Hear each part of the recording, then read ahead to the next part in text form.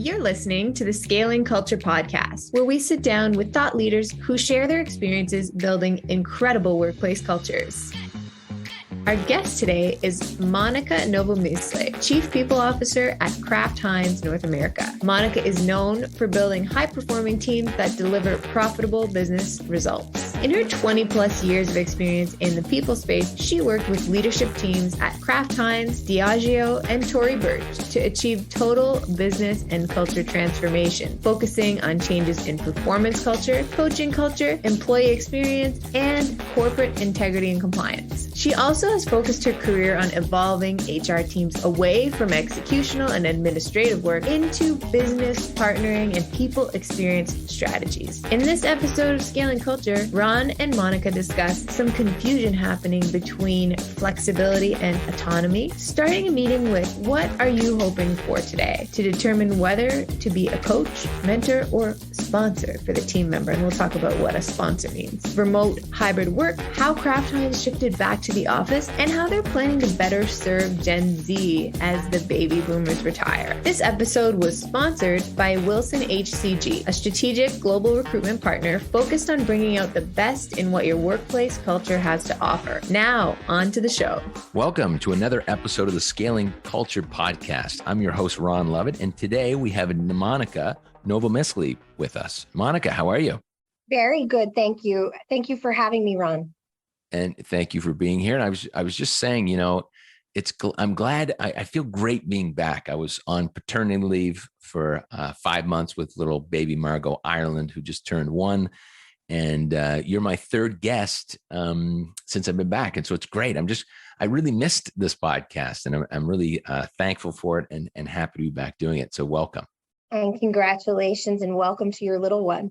Yeah, thank you. And so, Monica, being Chief People Officer for North America at Kraft Heinz, that's a big job. I mean, I feel like that must come with a lot of weight in some cases. So before we get into that, just we did an introduction, but who's Monica? Show us your career / success path and what got you to where you are today. Absolutely, Ron. So I'm actually a recovering lawyer. So I spent my first decade in my career as a labor and employment lawyer. And I did a lot of strike negotiation for companies, as well as thorny investigations that most companies want counsel with. Great way to start my career in HR because it taught me business acumen. If you walk up to a company when the rat is blown up outside and you don't understand their P&L and their business, you are not going to make it very long. When I met my husband, though, because that was a young woman's sport, I was on the plane a lot, traveling to places where there are plants. We decided that we would both go in-house, and I went in-house for Diageo at the time. And the head of HR there came to me after a year and said, I love you as my lawyer, but I think you're a hidden HR gem, and I want you to try HR. So, Monica, why did he think that? Why did he think that? Sorry. No worries. She said to me that two of my biggest strengths, and it's true, were to proactively solve problems and to care about people. And those were two of the bigger skills for HR. And she must have been right, Ron, because that's 10 roles ago. I have mostly been the head of a market for HR in Canada, China, APAC, Greater China. Moved around quite a bit, and now I am the CPO for North America for Kraft Heinz. Other than that, Ron, I have 2 kids, 5 and 7, both boys, high energy, and I would guess that I have one of the better games of tag of any of your guests. I can go almost 1 hour without stopping. Wow, that's impressive. No, I'm throwing down. That's my hidden skill set. Well, look, I want to go back to this conversation. I'm curious. So your former boss, when she said, I think you're in the wrong seat, how did you feel? Were you like, you're wrong? Did you feel defensive because you were playing the legal game? How did you feel when she said that? I actually was excited. I was excited and nervous. Excited because when you are a labor and employment lawyer, you hang out with HR, right? So I saw a lot of what they did. And I was getting to a place where I really did want to be part of the proactive solutions rather than the reactive handling things on the back end, which the lawyer is usually doing. Absolutely. So I was very excited about being welcomed in before the problem started rather than afterward. And so it turned out to be an amazing, amazing decision. And I will always be thankful for her asking me. That's great. Well, and did you have to skill up? Were you like, oh, I have to go back to school? Like, was it just a transition, a natural transition for you? I think at the beginning, there were some skill sets that I had to learn, right? I had looked at rewards very differently, or I had looked at employee relations very differently. And I definitely had to practice my strategic skills in a much different way. But I had the business acumen already, and I already understood the coaching of leaders. And so I think that helped me to really lean into those strengths while I learned some different areas. I had a ball in those It first sounds few like years. you have. Yeah. Too much fun. Too much fun is not good. Too much. Shame on you. So let's go to Kraft Heinz. So, I see this statement here: commitment to making life delicious for people, consumers, and communities. How do you build that through the company culture? That's a very broad statement. That sounds like a mission statement. Is that a mission? It or is our purpose? mission statement to make people's lives delicious. Yes. How do we you do that? Yeah. I think that you start with, we have a very strong culture. And to keep that very strong culture, it is essential to always be focused on two things. One, I think that you have to be very clear on your pillars of your culture, good times and bad times, which is not always easy on the bad times. And also understand what part of your culture is real and what part is still aspirational. And just keep working every decision through that lens. So if I give an example, I think right now, as we are, most of us are preparing for erratic economic times, likely a recession, I think a lot of companies will be put in the place of really thinking about their culture versus decisions, right? One of our values is we champion great people. And we've already made the decision to proactively be moderate about our hiring and our future growth so that we can absolutely take care of the people who are with us now, assure that there are no benefits taken away, that we can avoid layoffs at all costs. So do you always look at the pillars of your cultures, even in really difficult times? The second one is we're a very large company. So 33,000 employees in hundreds of companies globally, with plants and sales offices everywhere. And so I believe you really have to constantly hyper focus on your leadership and their impact on that culture. Because when you are in Shanghai and away from the global headquarters in Amsterdam or Chicago, you have to know that those leaders believe in the culture and are role modeling it every day. And our CEO, Miguel Patricio, is a really good role model of this. He was sharing with me last week that he's reading Great People Decisions. And he told me that his number one focus is to get better at interviewing leaders so that he can leave a legacy for our culture and our company. And I think that will assure that we do really, really focus on the culture. I love that. And when you were talking about, looking at your culture and maybe the process actually breaking down your core values and saying, which of the ones do we do very well and what do we aspire to be? Correct? That's what you said. Yes. Is that new? Was that a look in the mirror moment for Kraft Heinz during the pandemic, or has that always been the process? I think that we aspire to have it always be part of the process. It is always the process. But I think the pandemic and the fact that we are going through a business transformation at Kraft Heinz at the same time allowed us to hyperbolically focus on what was aspirational or what we wanted to evolve. Sorry, keep going. So let me give you an example or two about what I mean about being very reflective in this moment. One of the things that we are very focused on is our ownership and our obsession with customers and making the customer's life delicious, right? But what we started to realize is in the new world, how do we help our customers go to a place they've never been before to get a win-win? So we built a digital factory actually at Kraft Heinz, where we have 20 to 30 pods, agile pods that focus on solving some of the most critical problems for our customers and ourselves through technology, AI, automation, and innovation. And as an example, we have a product called Home Bake. It's only right now in 2 states. We started it in only just a dozen customer stores. Home Bake. Okay. It is a modular meal. So you can go in to the frozen section and purchase maybe mac and cheese, a different meat, a different side. You can choose modularly, but then it all goes in at the same time and bakes in 30 minutes.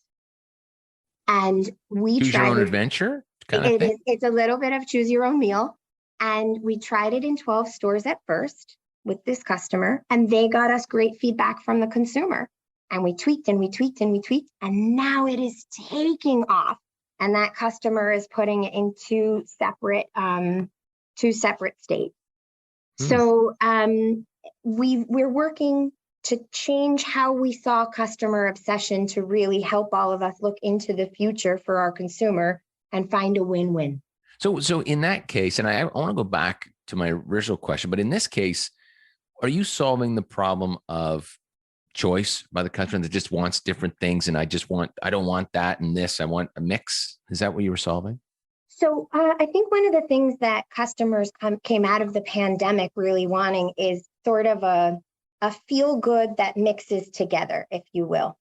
So what I mean by that is convenience, want to be at a table together, and they want quality. They don't want convenience that doesn't taste good or convenience that isn't going to nourish their family while they're sitting at the table.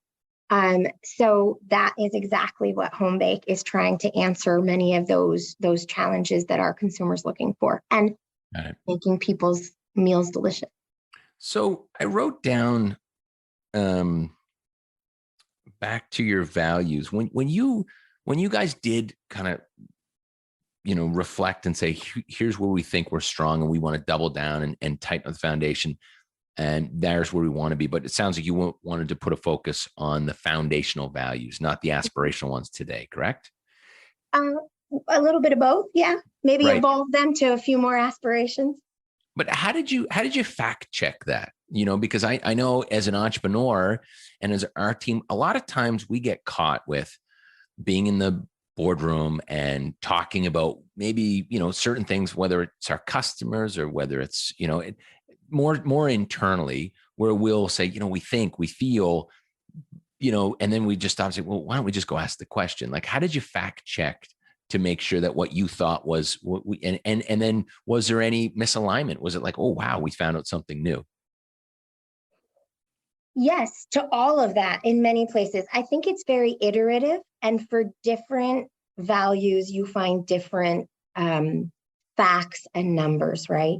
So, and I think that you have to keep iterating and you have to keep listening to all the different channels that are giving you information. I don't think it comes, to your point, it never comes in a pretty bow, right, in a package, but just continually listening and working on it. I'll give you another example. One of the things Kraft Heinz has always been known for is ambition. So when people interview and join us, we tend to find very ambitious people, and they say to me, in my past journey, people would not like my ambition, or they would find it very threatening, or they would tell me to tone it down. Whereas here, we very much appreciate people's ambitions and we lean into it as much as we can. I think where we noticed over time through the engagement survey, through a number of our employee focused groups, through the way that the pandemic is requiring very different leadership in order to lead through, and not just the pandemic, right? We've had social unrest and wars and things we could never have imagined. We started to realize that the way in which we incentivized ambition and appreciated it had to evolve. In the past, people wanted, and most companies wanted you to have linear career path. You grow upwards, you get promoted, you get the big team. VP, executive VP, or, keep going. Yeah. And now I think what we're finding is that both for the leaders of the future, plus what people want, they want a choose your own adventure, as you said before, or maybe a career journey instead of that linear path. Mm-hmm. And so how do we go and reframe how we envision ambition to growing maybe laterally or sideways or diagonally instead of just always linearly up? How do you embrace the expert, but at the same time allow non-traditional opportunities between R&D and supply, or M&A and HR? And so that's one way in which we listened, thought, and adapted to changing. That's excellent. And coaching is a big part of your business, correct? I mean, it sounds like coaching is attached to growth and winning. Can you tell us about that? Absolutely. So one of the things that we say here all the time is that we grow our people to grow our business. And as part of that, you really are coaching people. So we have a huge program at Kraft Heinz North America called Manager as Coach, where we really at every level of manager and leadership talk about what it means to be a leader coach and how you help people to grow themselves, grow their careers. Because I think once they've experienced that, they'll be all in for growing the company. And so just assuring that people understand that the employer-employee relationship at Kraft Heinz is that they can trust that we will coach them, give them feedback, and help them grow their career the way they want to. And they can trust us to do that. And then we know they'll grow the business back and be headed for ambitious things. If you've been listening to this podcast for a while, you know that one of the key components of a high-performance culture is how you hire and retain talent. It can be a little daunting to try and figure out how to attract your next high performer, let alone someone who is also a perfect culture fit for your organization. That's why you need a talent partner that prioritizes culture throughout the entire hiring process. Wilson HCG is a strategic global recruitment partner focused on bringing out the best in what your workplace culture has to offer. From employment branding and recruitment marketing to interviewing and onboarding, Wilson HCG brings hands-on expertise to help you grow a healthy talent pipeline while staying true to your company's mission. With a configurable process and a dedicated team, Wilson HCG will help you attract and retain the top talent you need to be successful. Better people, better business is more than Wilson HCG's motto. It's the company's philosophy, how it operates internally, and what it strives to achieve for its clients. If you're interested in learning about what Wilson HCG can do for your talent function, visit Wilson HCG, that's HCG as in human capital group.com today. And from your perspective, where does coaching go really well? And then when does it fall off? When does it fall short? Where's there a miss? I think part of the hardest part of learning about coaching is realizing that coaching is not mentorship. It's a very different thing. So coaching is about deep listening and hearing what the person wants, what support they want, what next opportunities they're interested in, and really listening and trying to answer what they're asking for and helping them work through problems themselves, asking lots of questions. Right. Whereas mentoring is sharing your own experiencing and doing more of the talking. And I think that's the difference of when you see it go well or not well is whether or not you're clear on what a coach does or if you're confused. Well, it's funny. I wrote about this in my book, Scaling Culture, that I had thought I was a good coach. And then after reading a book, The Master Coach, which I loved, I kind of thought, wow, I'm not a good coach. I'm more of a mentor, and it really hit me that I probably lack the patience of coaching. I can get into it, but I really need to focus. And I just thought, geez, people are much better at this than me. But I also find it confusing in some cases to know when to mentor and when to coach. And so I've tried to instill a bit of a clearing round. Hey, Monica, before we get started here, what would be helpful? Like, are you looking for a coach? Do you want me to just listen and shut my trap? Do you want me to give you my own experience? Do you find that confusing? And how do you navigate what someone's really looking for? Because sometimes it's annoying if they're looking for mentorship or coaching. I absolutely love what you're saying, because I think, and in fact, a mentor told me this, and I tell the team this all the time. At the beginning of the top of the conversation, probably start with asking what the person wants. And if they don't know, laying out some options, right? Because to your point, people might just, right, they just may want to vent, in which case you're just listening and saying nothing. They may want coaching, which will involve heavy listening and questioning. They may want mentorship, the sharing of your own experience. They may want sponsorship, right? Your assistance to help them sponsor with an idea or a new role or a new opportunity. I love that. I haven't heard of that. Sorry, Monica. Please. Sponsorship. Yeah, that's just unpack that for a little bit. I've never heard of it. I hear it support, but I love the word sponsorship as you used it. I think a lot of times now with so many companies, at least we definitely see this in consumer product goods, the market and our customers and consumers are constantly evolving. So change management is a huge thing. And so oftentimes I think people are coming to say, will you join in on this? Will you be part of this? And will you help me influence and sponsor this idea or this opportunity? So I really do think it's a great tool for managers, leaders, HR professionals, whomever, to start at the top of a meeting and say, what are you hoping for today? And sometimes people don't know, but I think even that question helps them get clear on what they want. Well, and there's some of the simplicity things that I learned through reading that book. And one of the things that I also learned that I probably took for granted as a leader, or just it was a blind spot or just wasn't aware, was the simplicity of, before coaching or mentorship or whatever it's going to be, feedback is to ask permission. Yes. Look, and really with that intent of, look, Monica, I think I have something that'll be very helpful to you. Would you be open to me sharing? Right? Like, I just didn't do that before. What are your thoughts? I love that idea, and I love when people do it. I think just that pause between two people to ask for the permission to share something really invests both people in the relationship and the discussion they're having.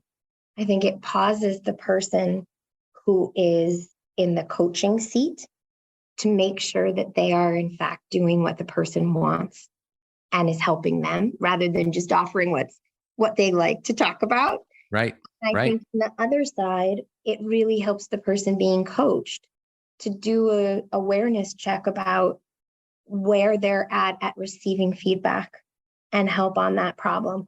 And so I think it's always a great check-in for both parties to have a meaningful conversation. Yeah, agreed. So let's go to, we had some predetermined topics here. And one of the things that we said we would scratch on, and funny enough, I'm on a panel discussion tomorrow, and I saw the topic of quiet quitting, right? Yeah. So I'm curious your thoughts on quiet quitting. I will open this by saying, I actually don't think it's, from my perspective, and this is just my opinion, I don't think it's anything new. I just think it's a label for an old problem. I agree. I think that there's been a lot of labels, though, as people work through some confusion around the future of work. I think, there's been big movements in the history of work, Industrial Revolution or human rights in the 1970s and 1980s. And I think we're experiencing another one of those big moments in the future of work. And I think that there's a lot of confusion around flexibility, autonomy, and it's resulting in a lot of labels coming out. So actually, and I had that down too. Talk to me about that. What are you seeing in the confusion with autonomy and flexibility? I love this topic. Absolutely. I think that the pandemic helped both companies and employees reframe the way they think about certain things. So since you asked about flexibility and autonomy, let's start with the individual employee. I think in the past, we used the words flexibility and autonomy almost interchangeably. And I don't think that they are interchangeable at all.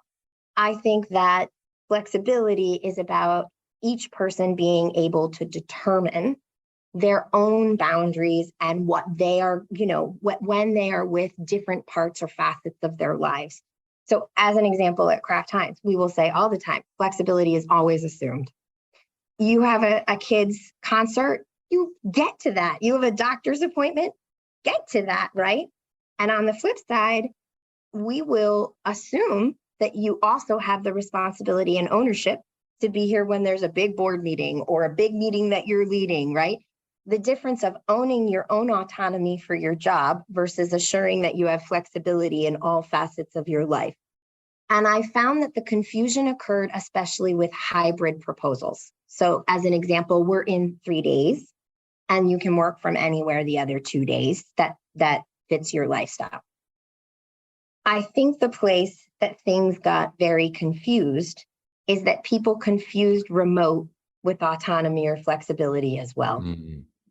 But those are not the same things. Working from home is not the same concept of flexibility or giving you ownership over when you're in for your own job or when you are doing something for your family, right? And I think that I could talk for hours. I love this. I think we especially got confused there. I think companies got a little confused about why they were interested in hybrid. So I think we can all agree that site management is dead, that Monday through Friday, 9 to 5 for most industries is probably not the norm. But I don't think we really focused on, there's neuroscience about why being together a certain amount of days is good. So as an example, when people meet virtually, they don't get the same dopamine hits as when they're in person.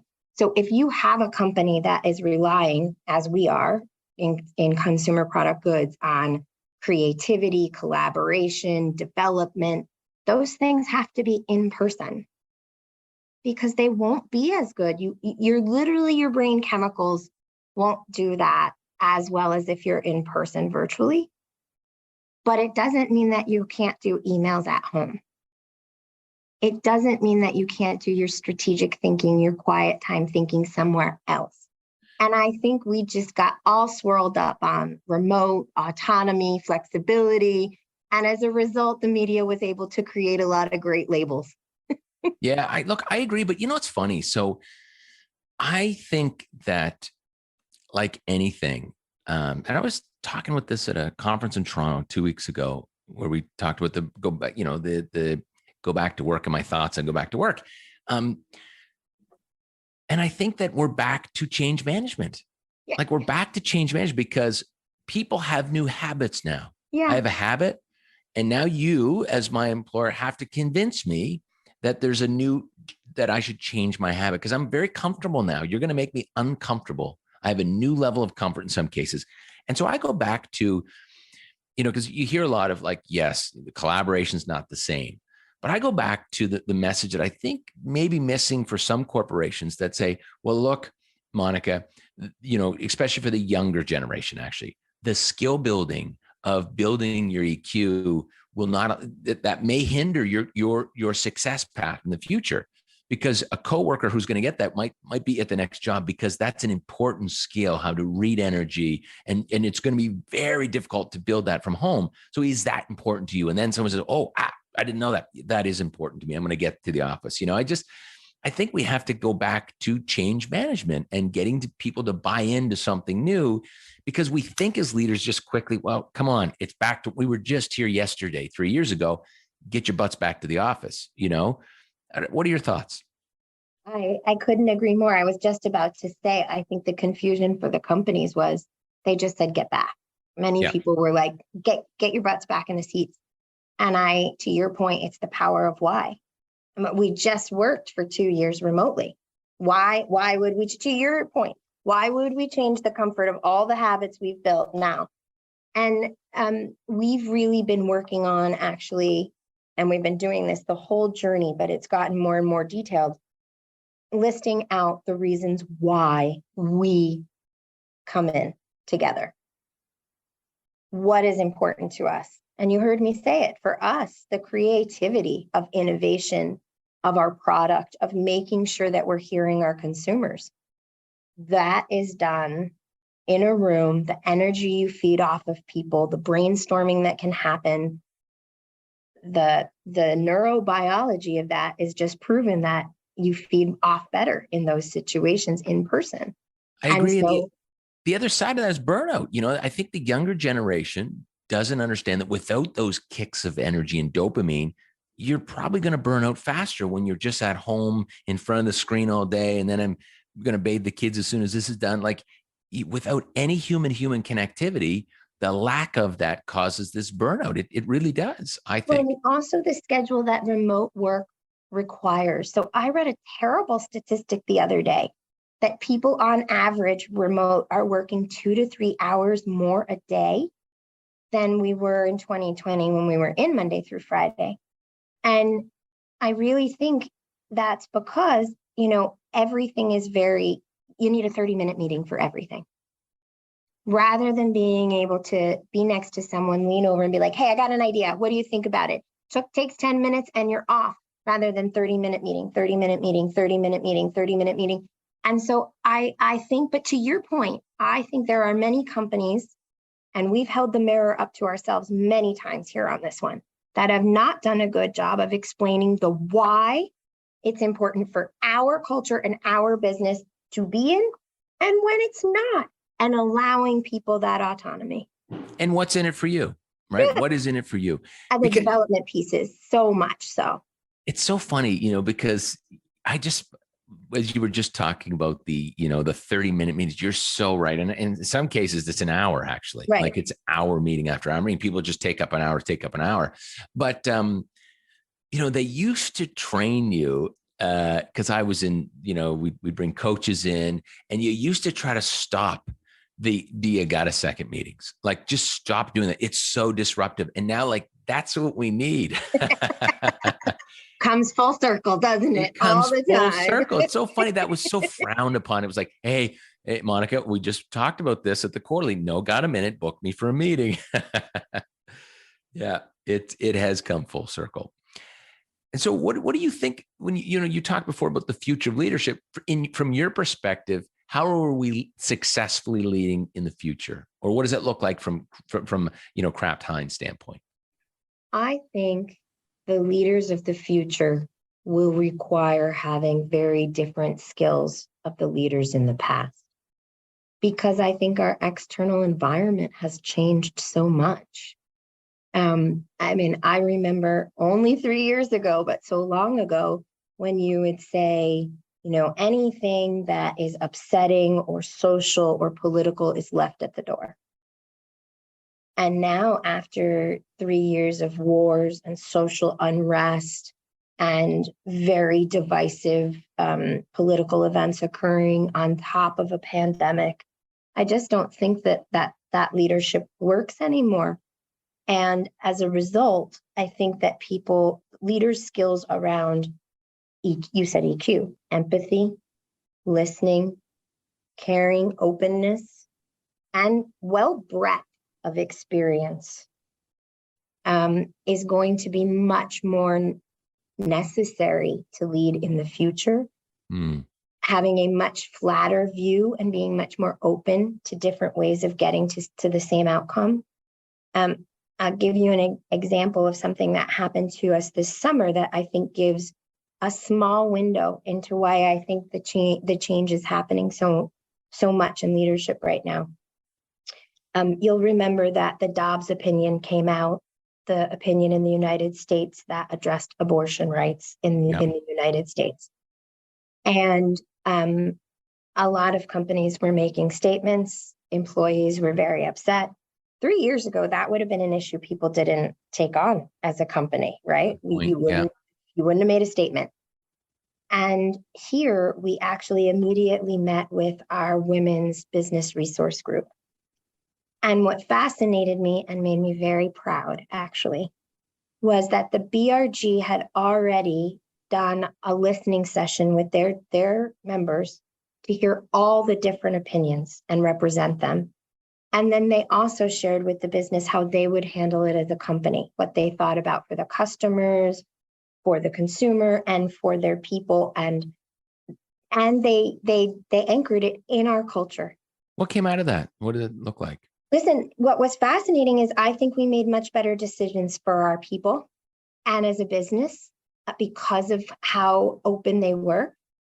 We also arranged to speak to all the rest of our business resource groups because, as you know, Dobbs set off emotions for many underrepresented people.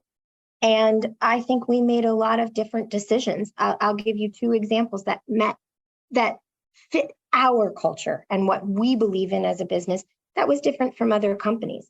We very much made the decision with the BRG that we would not make a public statement because this was about taking care of our own. And that's where we would focus. And we communicated to the whole company multiple times. And then we actually extended our benefits so that people could travel when they had life-threatening experiences that they could not find the medical treatment within their local community. So we turned it back to championing great people, and we took care of our people and focused on our people. That's what's right for our culture. Right. Maybe right. not for others companies, but that's what I mean. That's a very different leadership skill than we have ever asked from leaders in the past. And I think that will continue to evolve. I think you're right. I mean, leaders today seem to be under such a different microscope, right?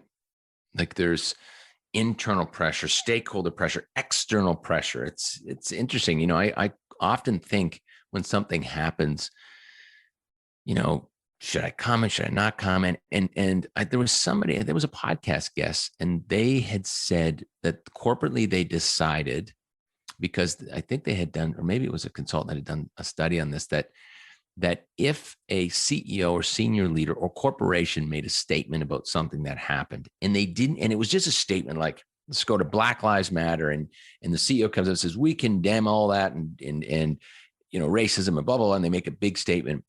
If they didn't do anything about it internally, that's right. It was disastrous. Mm-hmm. And so I kind of think about that.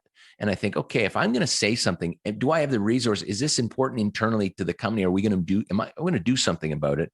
If not, maybe I should be careful here. You know, that's how I've been checking, balancing it. How do you guys view when you should or when you shouldn't?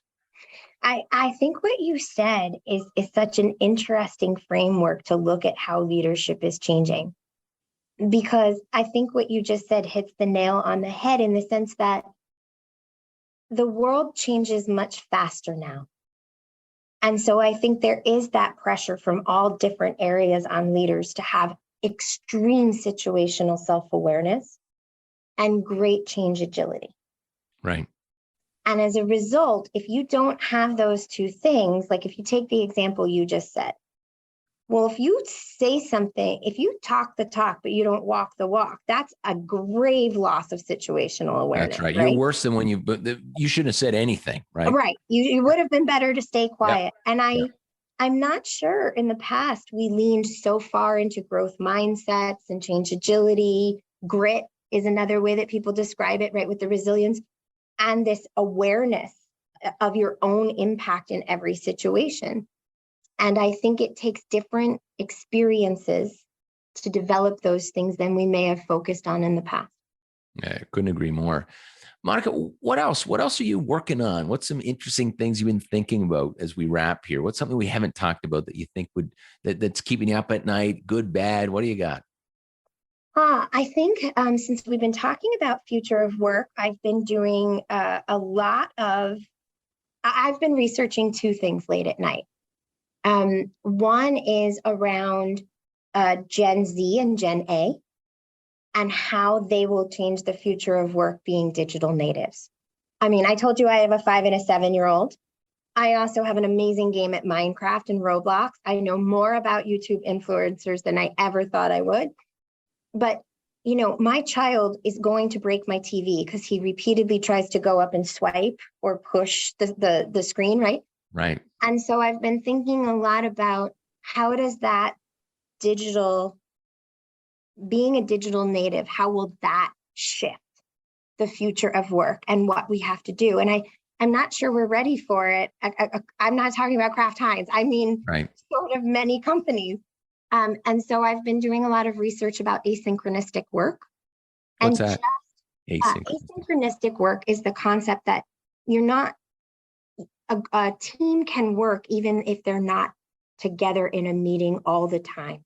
Right. So and we're trying to make, at Kraft Heinz, we're trying to make small baby step habit changes, to your point, making small habit changes to start to get to more asynchronistic work. So it'll be more digital. So instead of having a meeting with no agenda, no notes, and nothing on a SharePoint, or it's sent through email, do you start a meeting with the pre-read and an agenda, with someone taking the follow-up notes, and you post it on the team's share site so that everyone can see it, whether they were in that meeting or not. And then the work can keep flowing, and you can be different places on different digital capability. So I've been working a lot on that, and I've been thinking a lot, Ron, about mental health. I think if you're going to make lemonade out of the lemon of the pandemic, I think it took a lot of the stigma out of mental health. And we are at a moment where there's a huge opportunity for our culture and our companies to really lean in here. And so I've been doing a lot of work with my team on how we talk more openly about mental health, about having different offerings for mental health, and how we help people proactively work on cognitive behavioral changes or therapy early on, so that they don't hit mental crisis later. Because I read another statistic that it takes people 9 years, oftentimes, to be diagnosed with a mental health related issue. 9 years. That's too long. Way too long. Yeah. So yeah, I mean, look, I couldn't agree more. I think I talk about this a lot. The pandemic has really changed. I think the spirit of the work relationship it was very transactional. Your problems leaving at the door. It's now moved to, we need to care about you as an individual, and how do we help you succeed as an individual outside of work, by the way, and I think that those who aren't thinking about that are missing out huge. And that's where these things like the Great Resignation are coming from. And where people are just saying, wow, if you don't care about me as a human, I'm just going to go somewhere where they do, I think that the employee and employer relationship and contractor agreement has changed a ton in the last 3 years. And I don't think it's going to stop changing for a bit, because I think everybody's learning something. I think on the employer side right now, look, we have a shift in the generations.